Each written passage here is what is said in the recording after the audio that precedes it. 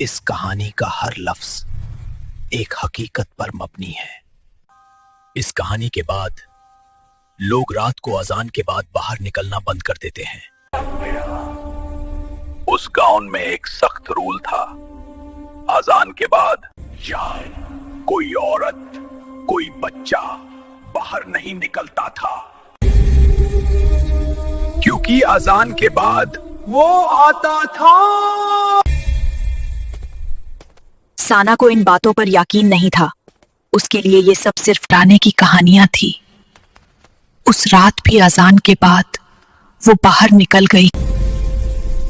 अचानक हवा उल्टी चलने लगी, बिजली के खंभे कंपने लगे जो पन्ने करकते थे, और सना को लगा जैसे कोई उसके पीछे चल रहा हो। साना ने पीछे मुड़ कर देखा, और जो उसने देखा उसकी चीख गलत। वो चीज इंसान जैसी थी, लेकिन उसकी आंखें ही नहीं थी। सना चाहकर भी भाग नहीं पा रही थी। उसका जिस्म जैसे पत्थर हार बन चुका था। और तब वो बोला, तुम्हें मना किया गया था अजान के बाद बाहर आने से।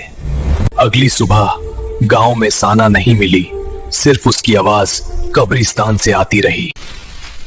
अगली सुबह पूरा गांव खामोश था, जैसे हवा भी डर रही हो। साना घर नहीं लौटी थी। साना की मां चीख चीख कर रो रही थी, क्योंकि उसे पता था जो अजान के बाद बाहर गया वो वापस नहीं आता।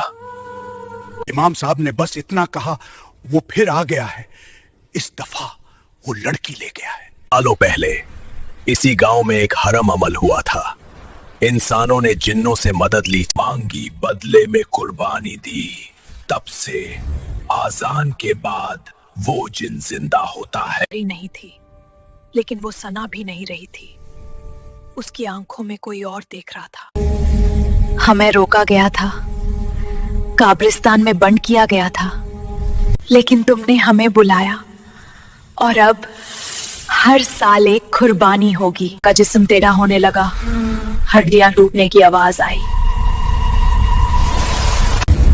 उस रात गांव ने पहली बार देखा कि जिन इंसान में कैसे घुसता है। लोग गांव छोड़कर भागने लगे, लेकिन जो निकलता वो सुबह वापस लाश बनकर मिलता। कि आज भी जब उस गांव में अजान होती है, लोग दरवाजे आज भी जब उस गांव में अजान होती है, लोग दरवाजे बंद कर लेते हैं, क्योंकि वो अभी भी आता है। इमाम साहब ने कुरान पढ़ना शुरू किया, लेकिन इस दफा कुरान की आवाज पर जिन हंसा। मस्जिद के अंदर चीखें गूंज उठी। हम था ज़हराक, वो आम जिन नहीं था, वो कत्ल और खून से पैदा हुआ था। एक नहीं, दो नहीं, पूरा गांव उस रात कब्जे में आ गया। बच्चे,